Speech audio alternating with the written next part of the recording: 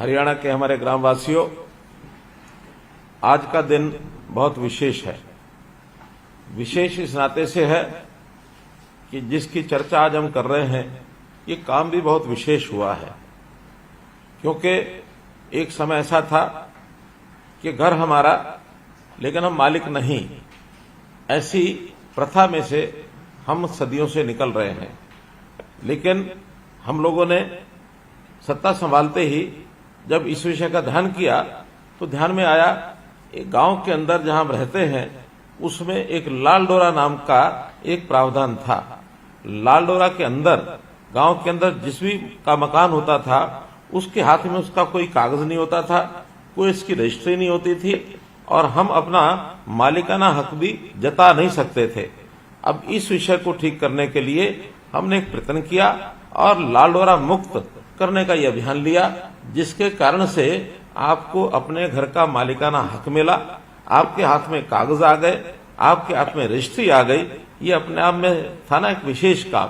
तो इसीलिए इस विशेष काम में आज आप विशेष लाभार्थी जिनसे हो रही है ये विशेष चर्चा। तो इस विशेष चर्चा का मैं इस प्रकार से कहूंगा कि भले देश हमारा 1947 15 अगस्त को आजाद हो गया था, लेकिन बहुत से ऐसे कानून जो अंग्रेजी शासन के कानून लगातार चले आ रहे थे, उनसे हमको बहुत कानूनों की आजादी अब धीरे धीरे मिल रही है।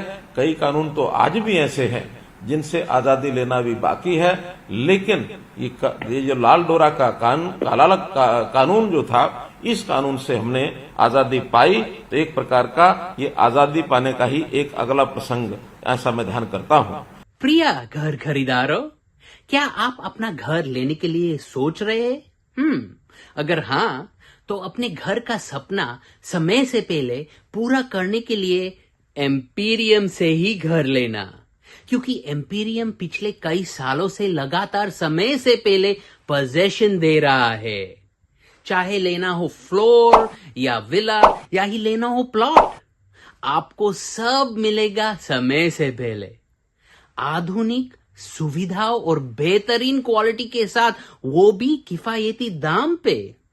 इसलिए जब भी अपना घर हो लेना, एम्पीरियम से ही लेना। एम्पीरियम में घर होगा। मैं आपको बताना चाहूंगा कि हमने वर्ष 2019 में विधानसभा के चुनाव के दौरान अपने चुनावी घोषणा पत्र में यह वादा किया था कि हम लाल डोरा के अंदर जो भी मकान है लोगों के, उनको उनका मालिकाना हक दिलाएंगे, उनको उनका प्रॉपर्टी रिकॉर्ड जो है वो दर्ज कराएंगे। और हमने ये जो दायित्व है इसको पूरा किया। और जब इसके बाद 25 दिसंबर को इस वायदे को पूरा करने के लिए हम आगे बढ़े और हमने 26 जनवरी 2020 को जिला करनाल का गांव सिरसी, वहां से ये पहला कार्यक्रम ये लॉन्च किया।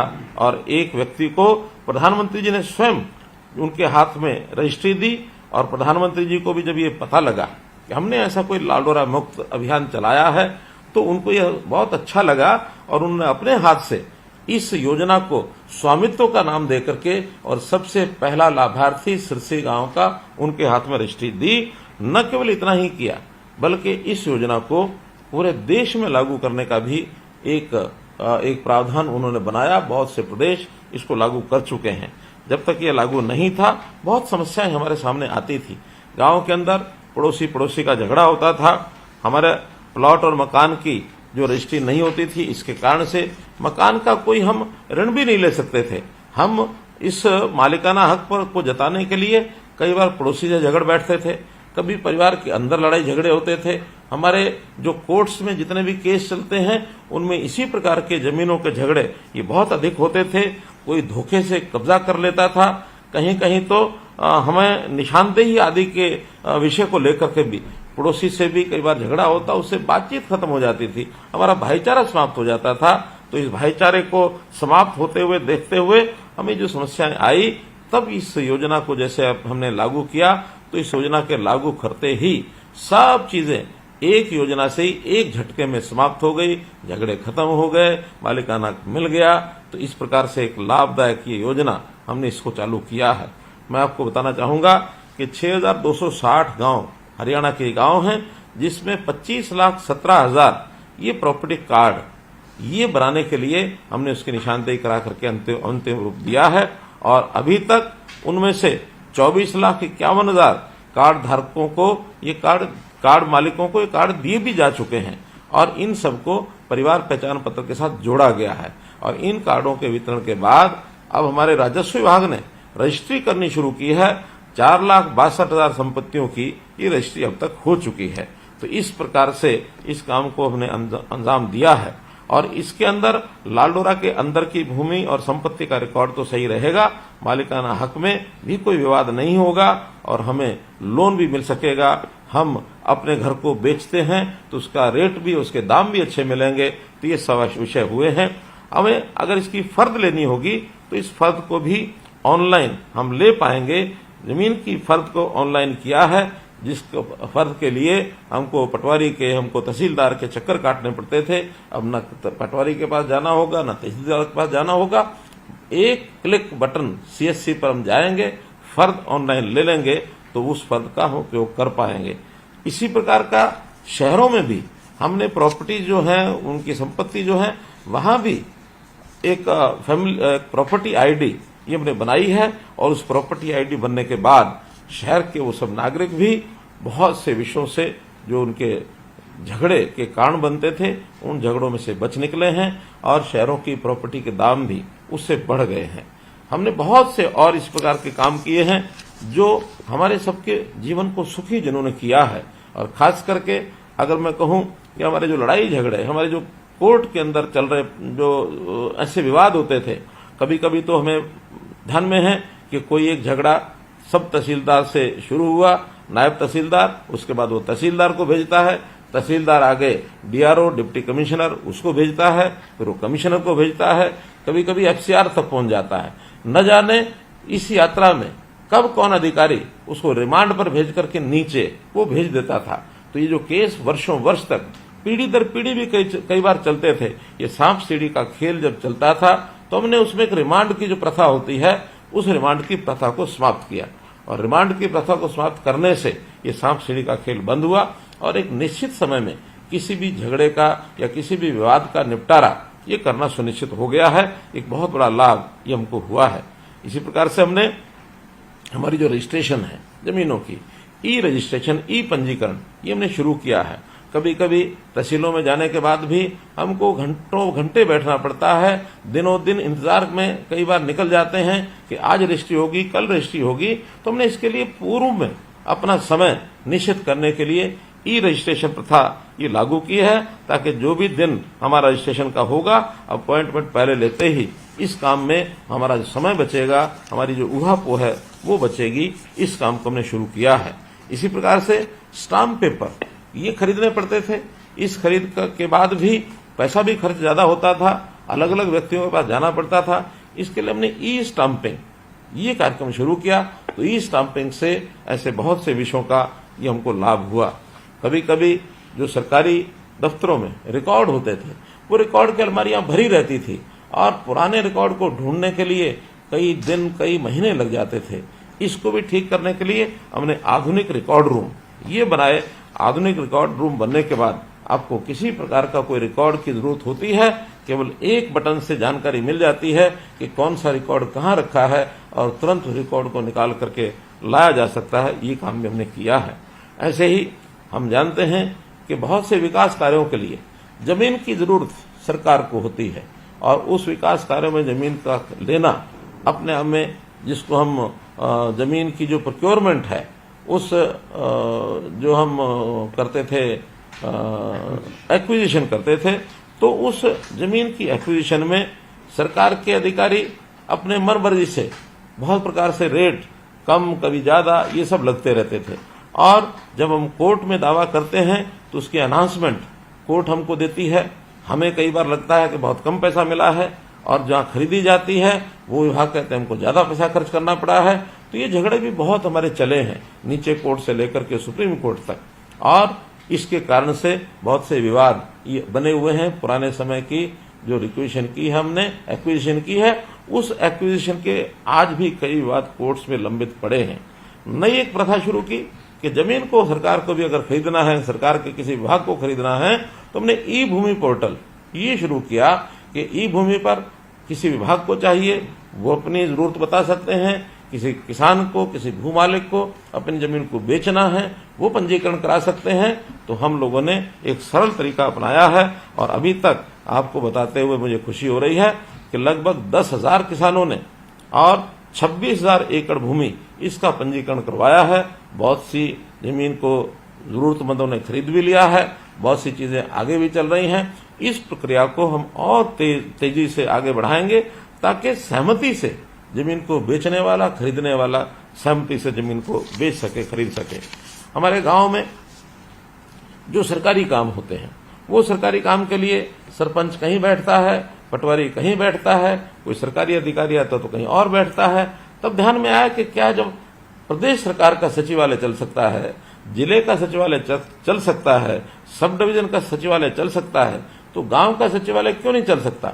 हमने ग्राम सचिवालय इसकी प्रथा शुरू की और ग्राम सचिवालय में एक स्थान पर वहीं पटवारी बैठेगा, वहीं हमारा सरपंच उसका ऑफिस होगा, वहीं कोई और बाहर से सरकारी अधिकारी आएगा तो वहां पर होगा, कोई कमरा होगा तो वहां हमारे जो अन्य संगठन है, महिला संगठन है, उनकी बैठक हो सकती है।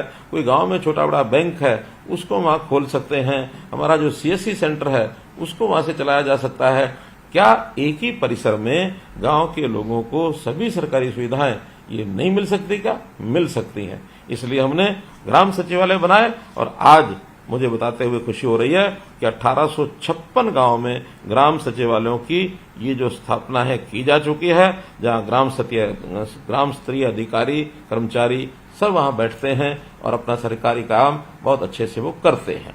ऐसे गांव के अंदर कनेक्टिविटी, आज हर गांव में मोबाइल की भी जरूरत है, हर गांव में इंटरनेट की जरूरत है और इस इंटरनेट को और मोबाइल के लोगों को और खास करके सरकारी कामों के लिए हमने ऑप्टिकल फाइबर केबल ये बिछाई है और 5,953 ग्राम पंचायतों में आज वाईफाई हॉटस्पॉट ये भी लगाए जा चुके हैं, जिससे हमारी आज की ये जो सुविधाएं हैं इसको प्राप्त करने के लिए बहुत सहूलत हुई है।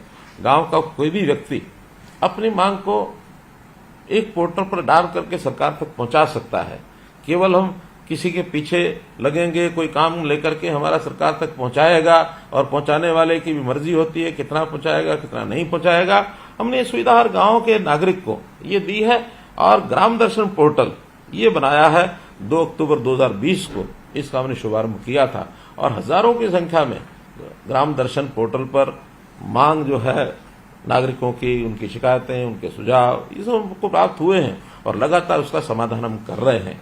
हम गांव-गांव जाकर के लोगों से जो उनकी मांगे पूछते हैं, चाहे हमारे मंत्री हों, चाहे हमारे सांसद विधायक हों, वो सब भी एक नया पोर्टल हमने जन संवाद पोर्टल बनाया है। उसमें उनकी मांगों को डाल करके और हर विभाग में सीधा हम भेज देते हैं ताकि वहां से उनका जो निवारण है, उस काम का जो विकास का काम है उसका पूरा हो सके। ये सब काम भी हम कर रहे हैं। ऐसे सब कामों को करते हुए हमने हर व्यक्ति की भी पहचान बनाई है, हर परिवार की भी पहचान बनाई है। परिवार पहचान पत्र जो मैं कहूंगा कि खास करके गरीब आदमियों के लिए, इसको मैं अंग्रेजी में अगर कहता हूं तो protection of poor people, protection of poor people, ये उसमें से एक नया जो हमको विकास का काम ध्यान में आया है ताकि हर व्यक्ति की जितना डाटा है, हर परिवार का जितना डाटा है, वो सब एक स्थान पर लाने के बाद कोई भी जो हम सरकारी योजना का लाभ उठाने के लिए उसका रजिस्ट्रेशन कराएंगे, हमको केवल अपना परिवार पहचान पत्र और नाम बताना है, बाकी बातें सब अपने आप हो जाती हैं। इसी प्रकार से हर खेत, उसकी फसल का पंजीकरण, मेरी फसल मेरा ब्यौरा, ये हमने किया है ताकि इसका भी जो लाभ है हमको तुरंत मिल जाए। एक रजिस्ट्रेशन के माध्यम से उसकी प्रक्रिया तय की है। कभी हमको अपना फसल को बेचने जाना होता है, फसल खराब हो गई है तो उसका मुआवजा उठाना है। ऐसी हरियाणा की कुल 89 लाख एकड़ भूमि, इसका पंजीकरण पूरा का पूरा हर साल 2 बार करने की प्रक्रिया ये पहली बार हमने अब शुरू की है और इस प्रक्रिया में मुझे प्रसन्नता है कि 75% से ऊपर काम हो गया है। 88 लाख का। वाह वाह, हमारे अधिकारी बता रहे हैं कि अभी 89 में से 88 लाख एकड़ ये रजिस्ट्रेशन हो गया, अर्थात 98% से भी ऊपर ये रजिस्ट्रेशन हो गया और पहली बार ये हुआ है, साल में 2 बार हुआ करेगा। इसके कारण से जो पंजीकरण पहले नहीं कर पाते थे, किसानों की मांग होती थी एक बार पंजीकरण 2 दिन के लिए 4 दिन के लिए खोल दीजिए, उसकी समस्या भी अब कभी नहीं आएगी, क्योंकि जो पंजीकरण किया है उसी पंजीकरण का सत्यापन हमारे अधिकारी भी करेंगे। और अगर हमारे किसान को भी लगता है कोई गलती हो गई है, उस गलती को जाकर के वो ठीक भी करा सकता है। हमने हर पशुधन भी हमारा धन है, उसकी भी ई टैगिंग ये शुरू कर दी है। और एक समय आने वाला है कि प्रदेश का हर पशु इसकी भी ई टैगिंग होगी। कौन पशु अगर कहीं खो भी जाए, कहीं वो भाग भी जाए, तो उसकी ई टैगिंग से पता लग पाएगा कि ये पशु कहां से आया है, किसका है, ताकि उसको उसकी सूचना दी जा सके। और इसी प्रकार से बहुत से लोग अपने पशुओं को छोड़ देते हैं, बेसहारा आवारा होकर के गलियों में घूमते हैं, उनकी भी पहचान की जा सकती है कि ये पशु किसने छोड़ा है, कहां से आया, ताकि संबंधित व्यक्ति को उसकी जानकारी मिल सकती है। ये सारी बातें हमने हर दिन के बहुत सी चीजों में हमारे लेन देन, हमारी सरकारी स्कीम, उसका लाभ, ये सब उठाने के लिए किए गए हैं। और बहुत बड़ा काम है, पिछले कुछ वर्षों से शुरू हुआ है। बहुत जल्दी इसको एक सुनिश्चित लाभ उठाने के लिए इसको पूर्ण रूप दिया जाएगा। हाँ, इतने बड़े काम में ये स्वाभाविक है, कुछ त्रुटियां, कुछ कमियां ये भी रहती हैं। तो ऐसी त्रुटियों और कमियों को ठीक करने के लिए भी हमने बहुत सा पुख्ता इंतजाम किया है। आपकी कोई भी कमी कहीं रह जाती है, उसको जो व्यवस्था बताई गई है उस व्यवस्था में वो भी एक पोर्टल के माध्यम से होगी, वो भी हमारे जितने सरकारी कार्यालय हैं उनके माध्यम से वहां दर्ज कराया जा सकता है। और हमारी कोशिश रहती है, हमारा प्रयत्न रहता है कि शीघ्र उस त्रुटि को ठीक किया जाए, ताकि किसी का भी लाभ ये उसको मिल सके।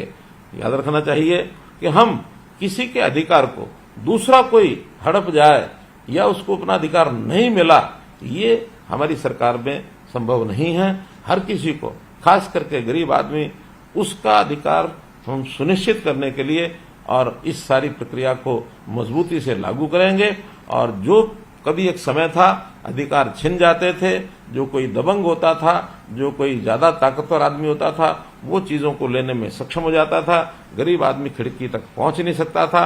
आज गरीब आदमी की सरकार, गरीब आदमी की सुरक्षा, गरीब आदमी का अधिकार, इसको सुरक्षित रखने के लिए सब हम काम करेंगे। और इतने सारे काम के लिए मैं पुनः जिन लोगों ने अपने मकानों की रजिस्ट्री प्राप्त कर ली है या आने वाले समय में जिनका प्रॉपर्टी कार्ड बन गया है और उनको तुरंत रजिस्ट्री अगले कुछ महीनों में मिल जाएगी, ऐसे सबको बहुत बहुत बधाई, बहुत बहुत शुभकामना देते हुए मैं अपनी बात को समाप्त करता हूं। बहुत बहुत धन्यवाद।